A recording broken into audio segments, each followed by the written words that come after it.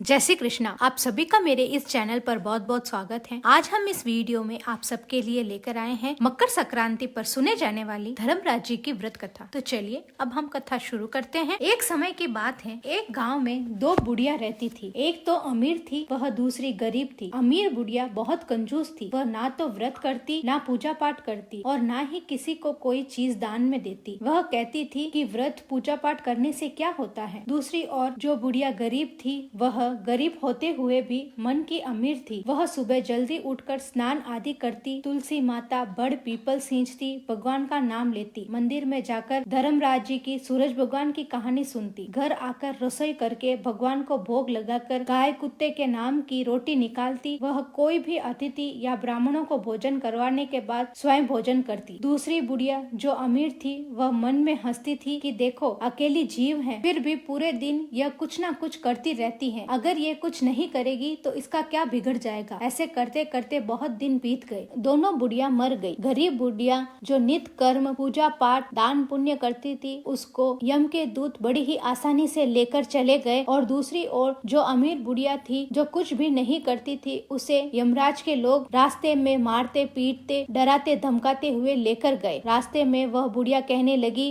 कि मुझे भूख प्यास लगी है। यमराज के लोगों ने कहा, अगर तुमने किसी को पानी पिलाया है या भोजन कराया है तो कर लो, लेकिन तुमने तो कभी किसी को भी भोजन नहीं कराया तो तुम क्या खाओगी। अगर तुम किसी भूखे प्यासे को भोजन करवाती, दान धर्म करती तो आज तुझे भी मिल जाता, नहीं तो यह सब यहीं पर छूट गया है। रास्ते में कांटे चुभे, सर्दी, गर्मी, वर्षा, उसने सब कष्ट सहे। उसके मन में बड़ा पछतावा हो रहा था। वह मन में सोचने लगी कि मैं भी अगर कोई दान पुण्य, पूजा पाठ करती, वैसाख में पानी की मटकी, छतरी, चप्पल का दान का महत्व बताया हुआ करती तो आज यह दिन नहीं देखना पड़ता। चलते चलते यमराज का दरबार आ गया। बुढ़िया अंदर गई तो गरीब बुढ़िया तो भगवान के सिंहासन के पास बैठी थी। अमीर बुढ़िया को देखते ही यमराज जी ने कहा कि इसका जन्म का खाता, बाही खाता देखो। तब चित्रगुप्त जी ने कहा कि इन्हें तो तपते हुए कुंड में डाल दो। इसने तो मनुष्य जन्म पाने के बाद भी मनुष्य जैसा कोई भी नित्य कर्म नहीं किया। इसने कोई धर्म, दान पुण्य किया, ना पूजा पाठ कुछ भी किया। बुढ़िया ने कहा, मुझे इस बार माफ कीजिए और मुझे सवा पौर का जन्म उधार दे दीजिए, फिर आप भले ही मुझे नरक में वास देना। धर्मराज जी को बुढ़िया माई पर दया आ गई। धर्मराज जी बोले, ठीक है। उधर बुढ़िया माई के प्राण जाते ही घर वाले एकत्रित हो गए। फिर लोग उसको जलाने के लिए शमशान लेकर गए। जलाने लगे तो वह उठकर बैठ गई। सारे लोग डर गए। लोग पूछने लगे कि यह क्या हो गया। तब बुढ़िया माई सभी लोग को बताती है कि मैं सवा पौर का उधार का जीवन लेकर यहाँ आई हूँ,